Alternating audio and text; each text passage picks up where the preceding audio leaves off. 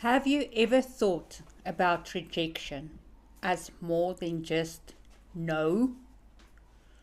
When most people hear the word rejection, they picture big, obvious moments, like a breakup, or losing a job, or not getting picked for a team.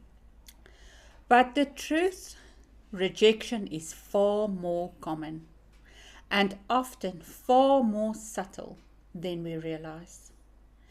And those subtle moments, they can cut just as deeply and stay with us for many years. Today, I want to help you understand rejection in a deeper way, what it really is, and where we experience it in life, and also why just get over it doesn't work, and how unresolved rejection might be shaping your relationships without you even realizing it. Rejection is the experience of being dismissed, excluded, devalued, or unwanted. And it can be loud and obvious, like someone directly telling you, "I don't want you here." Or it can be quiet, like someone pulling away emotionally. Or a friend slowly excluding you from their plans. And sometimes rejection isn't about what anyone says. It is about what they don't say. The silence, the lack of acknowledgement, the absence of care. And those moments can be some of the most painful because they leave us with a question that we can't answer. Rejection isn't limited to one area of our lives. It can show up everywhere. In family, rejection shows up when we grow up with an absent parent, when we felt compared to our siblings, or even when we were overlooked. In breakups, infidelity, or emotional withdrawal from a partner are examples of rejection in a romantic relationship.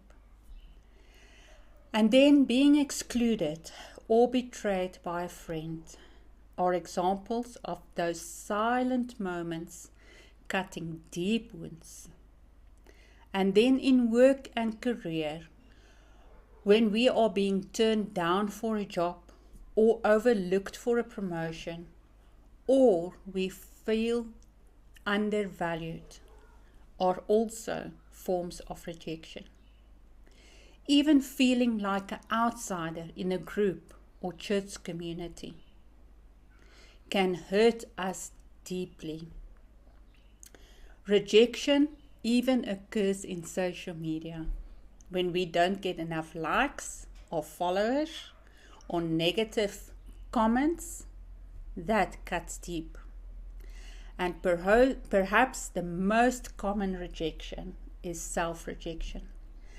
That inner critic that dismisses your worth before anyone else even gets the chance to reject you. And I want you to pause for a second and think about this list. Which one resonates with you? Which ones bring up memories or emotions?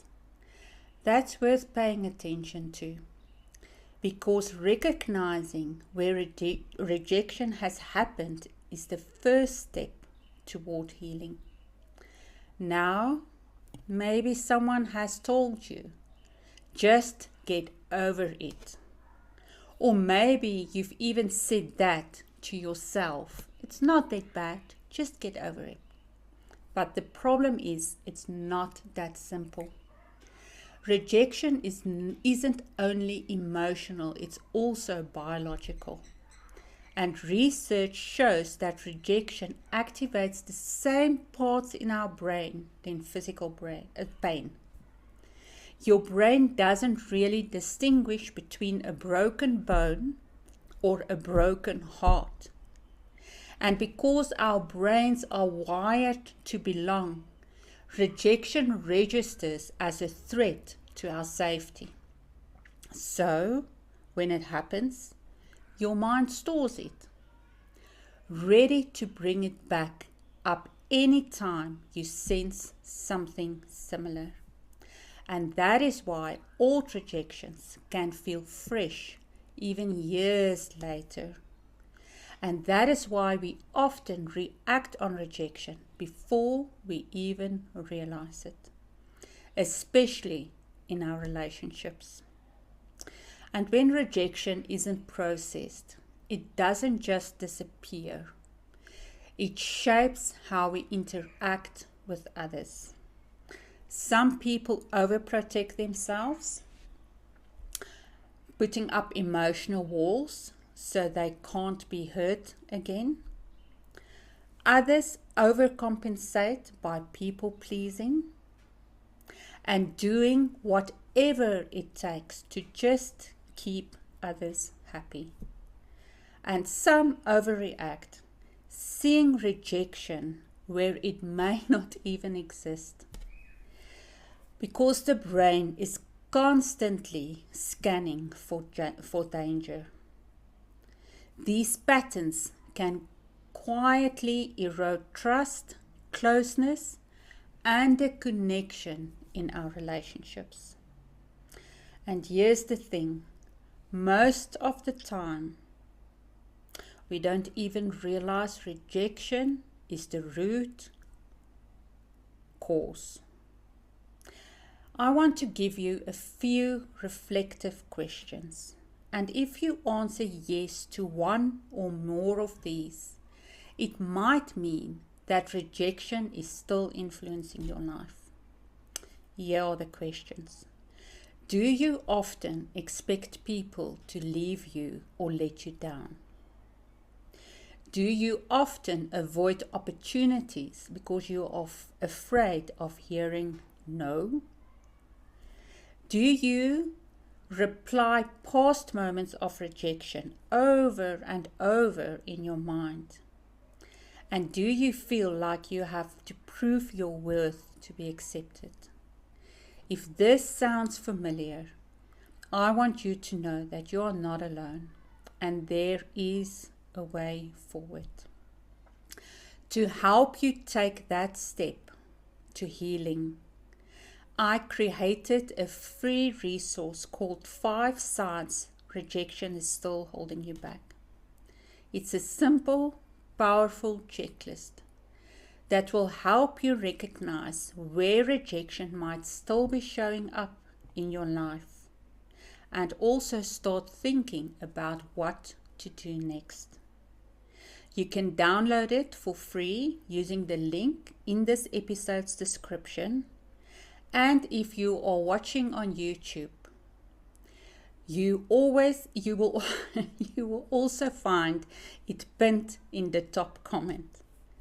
Inside, you'll also find encouragement and few ideas for moving forward and towards healing. So next time, we're going to dive into the patterns we create to avoid rejection. Things like people pleasing, perfectionism, and self-sabotage, something we are familiar with, and how they quietly hold us back from the connection we truly want. So make sure that you subscribe so you don't miss out.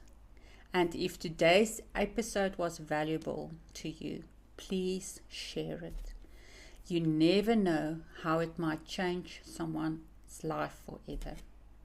I am Belinda Basson, and this is your ReDefine Moments.